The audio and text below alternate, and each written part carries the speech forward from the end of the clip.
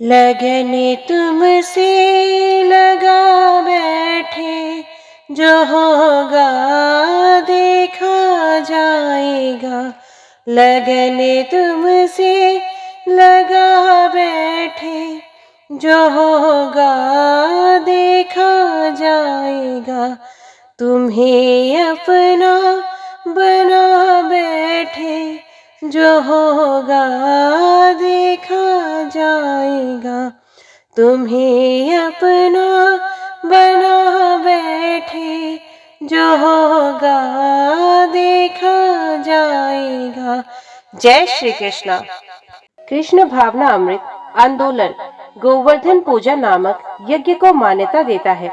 भगवान श्री चैतन्य की संस्तुति है कि चूंकि श्री कृष्ण पूजनीय है, अत उनकी भूमि वृंदावन तथा गोवर्धन पर्वत भी पूजनीय है। इस कथन की पुष्टि के लिए श्री भगवान ने कहा, गोवर्धन की पूजा उनकी पूजा के ही समान है। तब से आज तक गोवर्धन की पूजा की जाती है, जो अन्नकूट नाम से विख्यात है।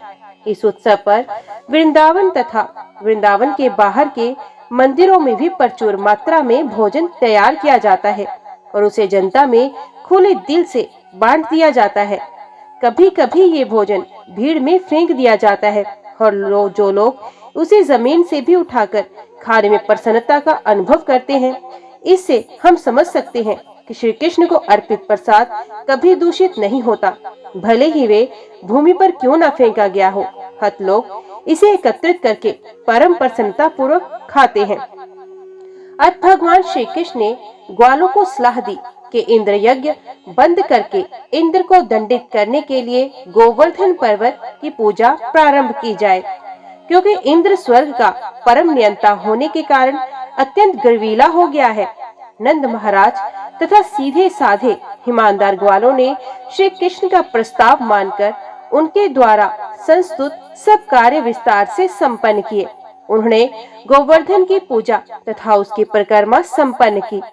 श्री भगवान के आदेश अनुसार नंद महाराज तथा ग्वालों ने विद्वान ब्राह्मणों को बुलाया और वैदिक मंत्रोच्चार के साथ प्रसाद समर्पित करके गोवर्धन की पूजा की। वृंदावन वासी एकत्रित हुए। उन्होंने अपनी अपनी गाय सजाई और उन्हें हरी हरी घास खिलाई। फिर गायों को आगे करके गोवर्धन पर्वत की परिक्रमा करने लगे। गोपियों ने भी स्वयं को अच्छे वस्त्रों से सजाया और वे बैलगाड़ियों में बैठकर श्री कृष्ण की लीलाओं का कीर्तन करने लगी। यहाँ एकत्रित ब्राह्मणों ने गोवर्धन पूजा के लिए पुरोहित बनकर ग्वालों तथा उनकी गोपियों को आशीर्वाद दिए। सब कुछ पूरा हो गया तो श्री कृष्ण ने महान दिव्य रूप धारण किया और वृंदावन वासियों के समक्ष घोषित किया कि वे स्वयं गोवर्धन पर्वत हैं, जिससे भक्तों को विश्वास हो जाए कि स्वयं श्री कृष्ण तथा गोवर्धन पर्वत अभिन्न है। तब वहां पर अर्पित सारे व्यंजनों को श्री कृष्ण खाने लगे। आज भी श्री कृष्ण तथा गोवर्धन पर्वत की अभिन्नता का सम्मान किया जाता है और परम भक्तगण गोवर्धन पर्वत से शिलाखंड लेकर उसकी उसी प्रकार पूजा करते हैं जिस प्रकार मंदिरों में श्री कृष्ण के श्री विग्रह की पूजा की जाती है। इसलिए कृष्ण भावना अमृत अनुयायी गोवर्धन पर्वत से छोटी छोटी शिलाएं एकत्रित करके अपने घर में उनकी पूजा कर सकते हैं, क्योंकि ये पूजा श्री विग्रह पूजा के ही समान है। जिस रूप में श्री कृष्ण ने भोग लगाया था उसको अलग से बनाकर श्री कृष्ण तथा अन्य वृंदावन वासियों ने उसे तथा गोवर्धन पर्वत को नमस्कार किया। साक्षात श्री कृष्ण तथा गोवर्धन पर्वत के विशाल रूप को नमस्कार करते हुए श्री कृष्ण ने उस सभा में घोषित किया, जरा देखो तो कि गोवर्धन पर्वत किस प्रकार ये विशाल रूप धारण किए हैं और सारी भेंटें स्वीकार करके हम पर अनुग्रह कर रहे हैं। मैंने स्वयं गोवर्धन की पूजा जिस प्रकार से संपन्न की है, यदि कोई उस रूप में नहीं करेगा तो वे सुखी नहीं रहेगा। गोवर्धन पर्वत में अनेक सर्प हैं और जो गोवर्धन पूजा संबंधी निर्धारित कर्तव्य का पालन नहीं करेगा उसे ये सांप काटेंगे और भी मर जाएगा। गायों तथा अपने कल्याण के लिए विश्वस्त होने के लिए गोवर्धन के निकटवर्ती समस्त वृंदावन वासियों को इस पर्वत की पूजा उसी रूप में करनी चाहिए जैसे मैंने बताया है। इस प्रकार गोवर्धन पूजा रूपी यज्ञ संपन्न करके वृंदावन के समस्त वासियों ने वसुदेव के पुत्र श्री कृष्ण की आज्ञा का पालन किया और बाद में वे अपने अपने घरों को चले गए। जब इंद्र को ज्ञात हुआ कि वृंदावन में ग्वालों द्वारा संपन्न होने वाला यज्ञ श्री कृष्ण द्वारा रोक दिया गया है, तो वे अत्यंत क्रुद्ध हुआ और नंद महाराज आदि वृंदावन वासियों के ऊपर अपना गुस्सा उतारने लगा। यद्यपि उसे ये पूर्ण ज्ञात था कि साक्षात श्री कृष्ण उनकी रक्षा कर रहे हैं। विविध प्रकार के बादलों के निर्देशक के रूप में इंद्र ने सांवर्तक नामक बादल का आवाहन किया। इसका आवाहन समस्त दृश्य के जगत के संहार के लिए किया जाता है। इंद्र ने सांवर्तक को आदेश दिया कि वे वृंदावन जाकर सारे क्षेत्र को व्यापक बाढ़ से अपलावित कर दे। इंद्र अपने को असुरों की तरह सर्वशक्तिमान परम पुरुष मानता था। जब असुर प्रबल हो उठते हैं तो वे परम नियंता श्री भगवान की अवहेलना करते हैं। यद्यपि इंद्र असुर नहीं था, किंतु अपने भौतिक वैभव से गर्वित था और वे परम नियंता को ललकारना चाह रहा था। वे उस समय अपने आप को श्री कृष्ण के ही समान शक्तिशाल मान बैठा। उसने कहा, जरा वृंदावन वासियों की धृष्टता तो देखो।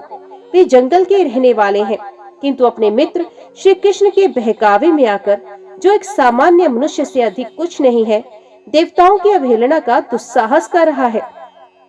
श्रीमद् भागवत गीता में श्री कृष्ण ने घोषित किया कि हे देवताओं की पूजा करने वाले अधिक बुद्धिमान नहीं होते। उन्होंने ये भी घोषित किया कि मनुष्य को चाहिए कि सब तरह की पूजा छोड़कर केवल कृष्ण भावना अमृत में मन को केंद्रित करे।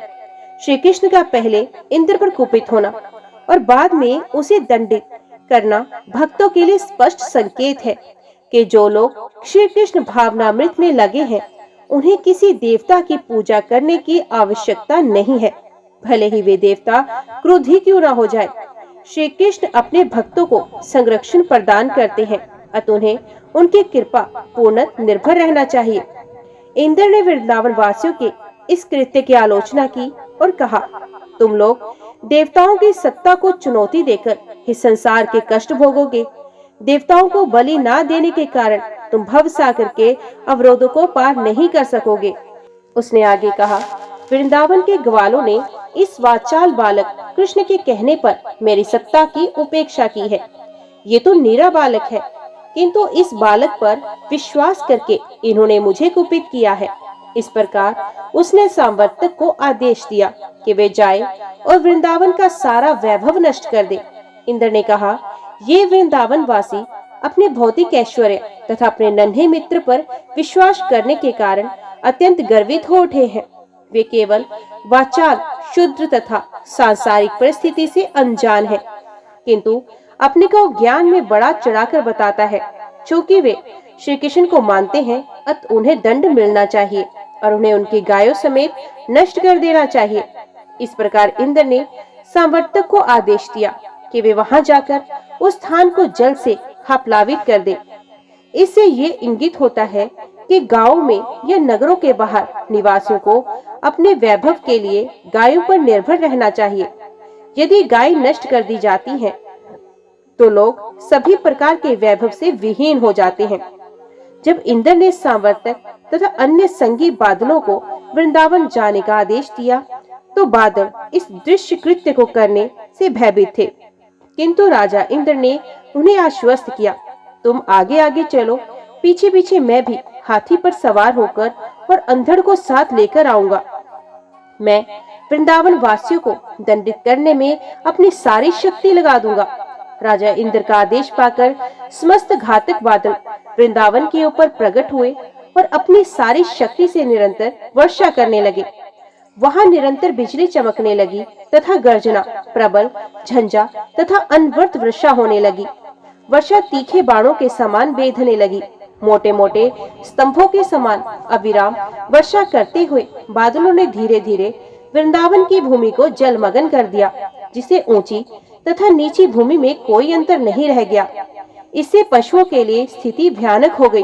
वर्षा के साथ प्रबल वायु चल रही थी, जिससे वृंदावन का प्रत्येक प्राणी शीर से थरथराने लगा। उद्धार का कोई उपाय ना पाकर वे सब श्री गोविंद के चरण कमलों की शरण में आए। गाय विशेष रूप से भारी वर्षा के कारण दुखी होकर अपना सर नीचे किए और बछड़ों को अपने नीचे छिपाए श्री भगवान के पास आई और उनके चरण कमलों की शरण ग्रहण करने लगी। उस समय समस्त वृंदावन वासी भगवान श्री कृष्ण से प्रार्थना करने लगे, हे कृष्ण, आप सर्वशक्तिमान हैं और अपने भक्तों के प्रति अत्यधिक वत्सल है। कुपित इंद्र ने हम सबको बहुत सता रखा है, अतः आप हमारी रक्षा करें। इस प्रार्थना को सुनकर श्री कृष्ण को भी पता लग गया कि इंद्र यज्ञ सम्मान न पाने के कारण मूसलाधार वर्षा कर रहा है, जिसके साथ असमय में बड़े बड़े ओले पड़ रहे हैं और प्रबल झंझा चल रहा है। श्री कृष्ण समझ गए कि इंद्र जानबूझकर अपने कोप को प्रदर्शन कर रहा है।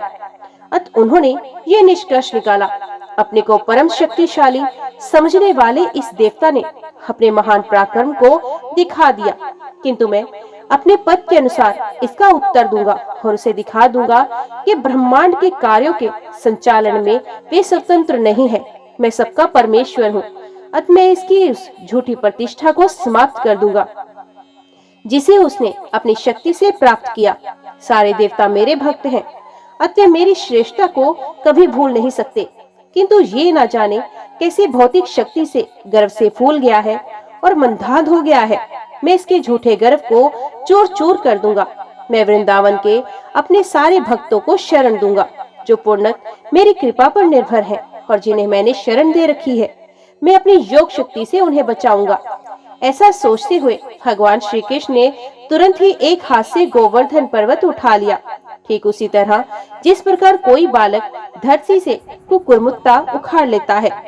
इस प्रकार उन्होंने अपनी दिव्य गोवर्धन धारण लीला का प्रदर्शन किया। फिर उन्होंने अपने भक्तों को संबोधित किया, हे भाइयों, हे पिता, हे वृंदावन वासियों, अब आप सभी मेरे द्वारा उठाए गए इस गोवर्धन पर्वत के छत्र के नीचे कुशल पूर्वक प्रवेश करें। इस पर्वत से डरे नहीं, ये भी ना सोचें कि ये मेरे हाथ से गिर जाएगा। आप लोग मूसलाधार वर्षा तथा प्रचंड वायु से अत्यधिक पीड़ित हुए हैं, अतः मैंने इसे उठा लिया है और ये बहुत बड़े छाती के समान आपकी रक्षा करेगा। मेरे विचार से आप लोगों को आसन्न संकट से बचाने का यह उचित प्रबंध है। इस विशाल छाती के नीचे अपने पशुओं समेत सुख से रहें। भगवान श्री कृष्ण द्वारा आश्वस्त किए जाने पर सारे वृंदावन वासी अपनी अपनी संपत्ति तथा अपने पशुओं समेत गोवर्धन पर्वत के नीचे आ गए और वहां पर अपने को सुरक्षित अनुभव करने लगे। वृंदावन के वासी अपने पशुओं समेत भूख प्यास अथवा किसी और असुविधा से पीड़ित हुए बिना एक सप्ताह तक वहां रहे। उन्हें आश्चर्य हो रहा था कि श्री कृष्ण किस तरह बाएं हाथ की तर्जनी से पर्वत को धारण किए हैं। श्री कृष्ण की इस असाधारण योग शक्ति को देखकर स्वर्ग के राजा इंद्र पर मानो वज्रपात हो गया और उसका संकल्प डिगने लगा। उसने तुरंत बादलों को बुलाया और वर्षा बंद करने के लिए कहा। जब आकाश निरभ्र हो गया और फिर से सूर्य निकल आया तो प्रचंड का वायु बहना रुक गया। उस समय गोवर्धन धारी भगवान श्री कृष्ण ने कहा, हे ग्वालों, अब तुम लोग अपनी पत्नियों, गायों तथा धन सहित यहाँ से जा सकते हो, क्योंकि सारा उत्पात समाप्त हो चुका है। नदी की बाढ़ तथा ये जल प्लावन समाप्त हो गया है। तब सारे लोगों ने अपना सामान गाड़ियों में लादा और वे अपनी गायों तथा अन्य सामग्री सहित वहां से धीरे धीरे रवाना होने लगे। जब सब लोग चले गए तो श्री कृष्ण ने शनै शनै गोवर्धन पर्वत को फिर उसी स्थिति में रख दिया। जब सब कुछ समाप्त हो गया तो सारे वृंदावन के वासी श्री कृष्ण के पास आए और आनंद विभोर होकर वे उनका आलिंगन करने लगे। गोपियां जो स्वभावतः श्री कृष्ण से प्रेम करती थी, उन्हें अपने अश्रु से मिश्रित दही देने लगी और उन्होंने उन्हें अनेक आशीष दिए। माता यशोदा, माता रोहिणी, नंद तथा सर्वस्व बलशाली बलराम ने स्नेहवश एक एक करके श्री कृष्ण का आलिंगन किया और बारंबार आशीष दिया। सिद्ध लोग, गंधर्व लोग और चारण लोग के विभिन्न देवों ने भी परम प्रसन्नता प्रदर्शित की। उन्होंने पृथ्वी पर फूलों की वर्षा की और शंख ध्वनि की, ढोल बजने लगे और देवी भावनाओं से पूरित होकर गंधर्व लोक के वासी श्री भगवान को प्रसन्न करने के लिए अपने अपने तंबूरे बजाने लगे। इस घटना के पश्चात श्री भगवान अपने प्रिय मित्रों तथा पशुओं समेत अपने घर वापस आए। सदा की भांति गोपियों ने अत्यंत श्रद्धा भाव से भगवान श्री कृष्ण की पुण्य लीलाओं का कीर्तन किया। भगवान श्री कृष्ण की लीलाओं की जटिलताओं को समझे बिना तथा उन्हें उनके असाधारण आध्यात्मिक ऐश्वर्य को जाने बिना सीधे साधे ग्वाले तथा वृंदावन के वासी श्री कृष्ण के अद्भुत कार्यों की चर्चा करने लगे। उनमें से एक ने कहा, मित्रों, उनके अद्भुत कार्यों को देखते हुए ये कैसे संभव हो सकता है कि ऐसा असाधारण बालक वृंदावन आकर हम लोगों के साथ रह सके। सचमुच ऐसा संभव नहीं। जरा सोचो तो, अभी वे केवल 7 वर्ष के हैं। उनके लिए अपने एक हाथ से गोवर्धन पर्वत को उठाकर उसे धारण करना कैसे संभव हो सकता है, जैसे कोई गजराज कमल का फूल उठाए हो। हाथी के लिए कमल का फूल उठाना तुच्छ कार्य है। उसी प्रकार श्री कृष्ण ने बिना किसी श्रम के गोवर्धन पर्वत को उठा लिया। अभी वे शिशु थे और ठीक से देख भी नहीं सकते थे। तभी उन्होंने पूतना जैसी बड़ी राक्षसी का वध किया था। उसका स्तनपान करते हुए उसके प्राण भी चूस लिए। श्री कृष्ण ने पूतना को उसी प्रकार मारा जिस प्रकार समय आने पर शाश्वत काल प्राणी को मारता है। जब वे केवल 3 मास के थे और एक छकड़े के नीचे सो रहे थे तो माता का दूध पीने के लिए रोने लगे और ऊपर की ओर पांव चलाने लगे। उनके छोटे छोटे पांव लगने से वे छकड़ा टूटकर खंड खंड हो गया। जब वे 1 वर्ष के हुए तो बवंडर के वेश में तृणाव्रत असुर उन्हें उड़ाकर आकाश में बहुत ऊंचाई तक ले गया। तब वे उस असुर की गर्दन पर लटक गए और उसे आकाश से नीचे गिरने पर बाध्य कर दिया, जिससे वे तुरंत मर गया। एक बार उनकी माता ने उनकी माखन चोरी से उगकर उन्हें लकड़ी के उल्लुक से बांध दिया, तो वे उसे यमला अर्जुन वृक्षों की ओर खींच कर ले गए, जिससे वे वृक्ष पृथ्वी पर गिर पड़े। इसी तरह एक बार वे अपने बड़े भाई बलराम के साथ बछड़े चरा रहे थे तो बकासुर नाम का असुर प्रकट हुआ। श्री कृष्ण ने तुरंत ही इस असुर की चोंच के 2 खंड कर दिए। जब वृत्तासुर नामक राक्षस श्री कृष्ण के बछड़ों को मारने के उद्देश्य से उनके बीच में घुस आया तो उन्होंने तुरंत उस असुर को पहचान लिया और उसे मारकर के ऊपर फेंक दिया। जब श्री कृष्ण बलराम सहित तालवन में प्रविष्ट हुए तो गधे के रूप में धेनुकासुर ने आक्रमण कर दिया। बलराम ने तुरंत ही उसके पिछले पांव को पकड़कर ताल वृक्ष के ऊपर फेंक दिया। यद्यपि धेनुकासुर के साथ ही अन्य गधे भी उसकी सहायता कर रहे थे, किंतु वे सभी मार डाले गए और तालवन सभी पशुओं तथा वृंदावन वासियों के लिए खुल गया। जब प्रलंबासुर ग्वालों के बीच घुस गया तो श्री कृष्ण ने बलराम से उसका वध करा दिया। तत्पश्चात श्री कृष्ण ने अपने मित्रों तथा गायों को भयंकर दावा अग्नि से बचाया। यमुना देव में कालिया नाग को दंड दिया तथा उसे यमुना नदी छोड़ने के लिए बाध्य किया, जिसे यमुना का जल विष रहित हो गया।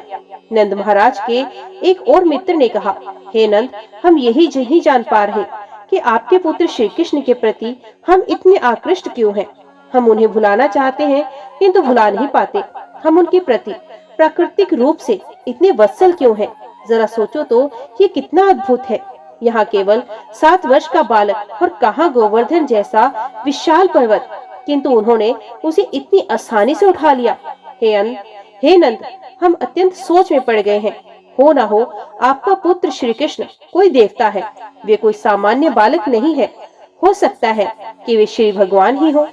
वृंदावन में ग्वालों से श्री कृष्ण की प्रशंसा सुनकर नंद बोले, मित्रों, अपने उत्तर में मैं गर्ग मुनि के वचनों को बताना चाहता हूँ, जिससे तुम लोगों का संदेह दूर हो जाए। जब वे नामकरण संस्कार करने पधारे थे तो उन्होंने बताया था कि विभिन्न कालों में ये बालक विविध रंग धारण करके प्रकट होता रहा है और इस बार वे वृंदावन में श्याम रंग में प्रकट होने के कारण श्री कृष्ण कहलाएगा। पूर्व जन्म में इसके रंग श्वेत, फिर लाल और पीले थे। उन्होंने ये भी कहा था कि ये बालक एक बार वसुदेव का पुत्र भी था, अतः जो भी इसके पूर्व जन्म से परिचित है वे इसे वसुदेव नाम से भी पुकारते हैं। वस्तुत उन्होंने बताया था कि मेरा ये पुत्र अपने गुणों तथा कर्मों के अनुसार अनेक नाम धारण करता है। गर्गाचार्य ने मुझे आश्वस्त किया था कि ये बालक मेरे परिवार के लिए कल्याणकारी होगा और ये वृंदावन में सभी ग्वालों तथा गायों को दिव्य आनंद प्रदान करेगा। यद्यपि हम लोग अनेक कष्टों में फंसते रहेंगे, किंतु इस बालक के अनुग्रह से हम उनसे मुक्त होते रहेंगे। उन्होंने ये भी कहा था कि पूर्व काल में इसने संसार को दुर्व्यवस्था से उबारकर सत्यनिष्ठ पुरुषों को असत्यवादियों के चंगुल से बचाया था। जो भाग्यशाली व्यक्ति इस बालक कृष्ण के प्रति अनुरक्त होगा, उसे उसके शत्रु कभी परास्त नहीं कर पाएंगे। कहने का तात्पर्य ये है कि ये बालक भगवान श्री विष्णु के समान है, जो देवताओं के पक्षधर रहते हैं, जिस कारण देवता असुरों से कभी परास्त नहीं होते। गर्गाचार्य ने निष्कर्ष निकाला कि ये बालक दिव्य रूप, गुण, कर्म, प्रभाव तथा यश में श्री विष्णु के ही अनुरूप होगा, अतः हमें इसके अद्भुत कार्यों से चकित नहीं होना चाहिए। ये कहकर गर्गाचार्य अपने घर चले गए थे और तब से हम इस बालक के अद्भुत कार्यों का अवलोकन करते आ रहे हैं। गर्ग की कथा अनुसार मैं विचार करता हूँ कि ये अवश्य ही साक्षात नारायण या नारायण के अंश होंगे। जब सब ग्वालों ने नंद महाराज के मुख से गर्गाचार्य के कथनों का ध्यान से सुना, तो वे श्री कृष्ण के अद्भुत कार्यों को भली भांति समझ गए और परम परम संतुष्ट और प्रसन्न हुए। वे नंद महाराज की प्रशंसा करने लगे, क्योंकि उनसे बातें करने से श्री कृष्ण के बारे में उन सबके संदेह दूर हो गए। उन्होंने कहा, जो श्री कृष्ण इतने दयालु, सुंदर तथा करुणापूर्ण है, वे हमारी रक्षा करे। जब क्रोध इंद्र ने मूसलाधार वर्षा के साथ उपल वृष्टि तथा प्रबल झंझा भेजा, तो श्री कृष्ण ने तुरंत हम पर दया की, और जिस प्रकार एक बालक कुकुरमुत्ता उखाड़ लेता है, उसी तरह गोवर्धन पर्वत उठाकर हमें तथा हमारे परिवारों, गायों तथा अमूल्य संपत्ति को बचा लिया। उनकी कृपा दृष्टि हम पर तथा हमारी गायों पर बनी रहे।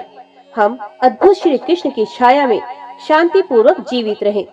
श्री कृष्ण ने गोवर्धन पर्वत उठाकर इंद्र के कोप से वृंदावन वासियों को बचा लिया, तो उनके समक्ष गोलोक वृंदावन से सुरभि गाय तथा स्वर्ग से राजा इंद्र प्रकट हुए। स्वर्ग के राजा इंद्र को श्री कृष्ण के प्रति किए गए अपने अपराध का ज्ञान था, अतः चुपके से एक निर्जन स्थान में उनके समक्ष प्रकट हुआ। वे तुरंत ही श्री कृष्ण के चरण कमलों पर गिर पड़ा। यद्यपि उसका अपना मुख सूर्य के समान दीप्तिमान था, इंद्र को श्री कृष्ण के महान पद का ज्ञान था, क्योंकि वे इंद्र के भी स्वामी हैं। किंतु उसे विश्वास नहीं हो रहा था कि श्री कृष्ण अवतार लेकर वृंदावन के ग्वालों के बीच रह सकते हैं। जब श्री कृष्ण ने उनकी सत्ता को चुनौती दी, तो इंद्र क्रुद्ध हो गया, क्योंकि वे सोचता था कि इस ब्रह्मांड का सर्वस्व मैं ही हूँ और मेरे समान कोई भी बलशाली नहीं।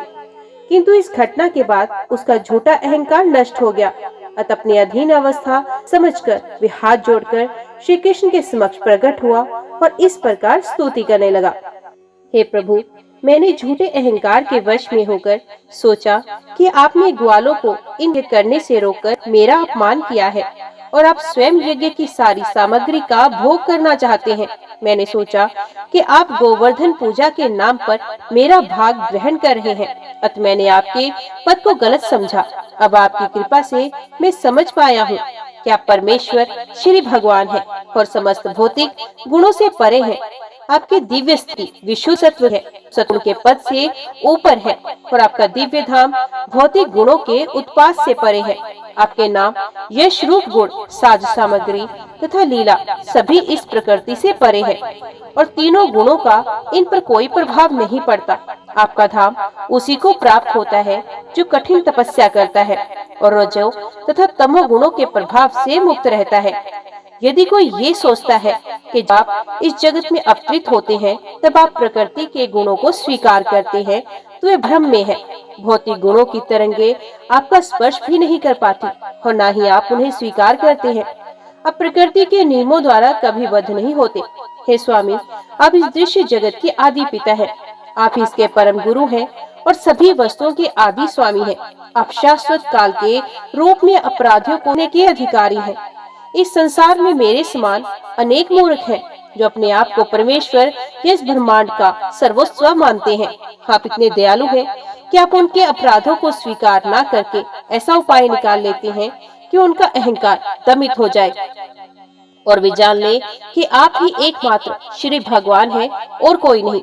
हे नाथ, आप परम पिता, परम गुरु तथा परम राजा है। अतः जब भी जीवात्माओं के आचरण में कोई त्रुटि आए तो उन्हें दंडित करने का आपको अधिकार है। पिता, गुरु तथा राज्य का परम कार्यकारी अधिकारी सदैव अपने पुत्र, शिष्य तथा प्रजा के शुभ चिंतक होते हैं। अत शुभ चिंतक होने के नाते उन्हें अपने आश्रितों को दंडित करने का अधिकार है। आप स्वयं इच्छा से इस धरा पर विविध शाश्वत रूप शुभ रूपों में अवतरित होते हैं। आप इस धरा लोक को महिमा मंडित करने तथा विशेषत अपने को झूठे ही ईश्वर घोषित करने वाले व्यक्ति को दंडित करने के लिए आते हैं। इस भौतिक जगत में समाज का सर्वोच्च नायक बनने के लिए विभिन्न प्रकार के जीवों में निरंतर स्पर्धा चलती रहती है और नायकत्व का उच्च स्थान ना प्राप्त करने के कारण वे मूर्ख हताश होकर अपने को ईश्वर या श्री भगवान मान लेते हैं। इस संसार में मेरे जैसे अनेक मूर्ख हैं, किंतु कालांतर में जब उन्हें ज्ञान होता है तो वे आपकी शरण ग्रहण करते हैं और पुण्य आपकी सेवा में अपने को लगा देते हैं। आपसे ईर्ष्या करने वाले व्यक्तियों को आपके द्वारा दंडित करने का यही कारण है। हे भगवान, मैंने आपकी असीम शक्ति को जाने बिना अपने भौतिक ऐश्वर्य के अहंकार के कारण आपके चरण कमलों के प्रति महान अपराध किया है। अतः भगवान, मुझे क्षमा कर दे, क्योंकि मैं पहले दर्जे का मूर्ख हूँ। कृपया मुझे आशीर्वाद दें, जिससे मैं पुण्य ऐसा मूर्खतापूर्ण कार्य ना करूं। यदि आप सोचते हैं कि मेरा अपराध इतना बड़ा है कि क्षमा नहीं किया जा सकता, तो मेरी प्रार्थना है कि मैं आपका शाश्वत दास बना रहूं। इस जगत में आपका अवतरण आपके शाश्वत दासों की रक्षा करने तथा उन शत्रु का विनाश करने के लिए होता है, जो महान सैन्य शक्ति रखकर पृथ्वी को अपने भार से बोझिल बनाते हैं। मैं आपका शाश्वत दास हूँ, अतः मुझे क्षमा कर दे। हे नाथ, आप श्री भगवान हैं। मैं आपको सादर नमस्कार करता हूँ, क्योंकि आप परम पुरुष तथा परमात्मा हैं। आप वासुदेव के पुत्र तथा शुद्ध भक्तों के स्वामी परमेश्वर श्री कृष्ण हैं। कृपया मेरा दंडवत प्रणाम स्वीकार करें। आप साक्षात परम ज्ञान हैं। आप स्वेच्छा से कहीं भी अपने किसी नित्य रूप में अवतार ले सकते हैं। आप सृष्टि के मूल कारण तथा समस्त जीवों की परमात्मा है। मैंने अपनी निपट मूर्खता के कारण मूसलाधार वृष्टि तथा उपल वृष्टि कराकर वृंदावन में उपद्रव मचवाया। मैंने आपके द्वारा मेरी तुष्टि के लिए होने वाला यज्ञ रोके जाने से उत्पन्न परम क्रोध के कारण ही ऐसा उपद्रव मचवाया। किंतु हे स्वामी, आप मुझ पर इतने दयालु हैं कि आपने मेरा झूठा अहंकार खंडित कर मुझ पर कृपा की है। अतः मैं आपके चरणों की शरण ग्रहण करता हूँ। आप न केवल परम नियंता अपितु समस्त जीवों के गुरु भी हैं।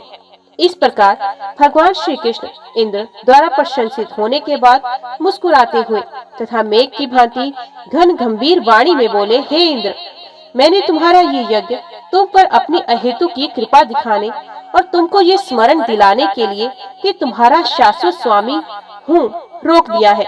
मैं न केवल तुम्हारा अपितु अन्य सारे देवताओं का भी स्वामी हूँ। तुम्हें यह स्मरण रखना चाहिए कि तुम्हारा सारा भौतिक ऐश्वर्य मेरी कृपा के कारण है। कोई भी व्यक्ति स्वतंत्र रूप से ऐश्वर्यवान नहीं हो सकता, उस पर मेरी कृपा होनी ही चाहिए। हर व्यक्ति को सदैव स्मरण रखना चाहिए कि मैं परमेश्वर हूँ। मैं किसी पर भी कृपा कर सकता हूँ और किसी को भी प्रताड़ित कर सकता हूँ, क्योंकि मुझसे श्रेष्ठ कोई नहीं।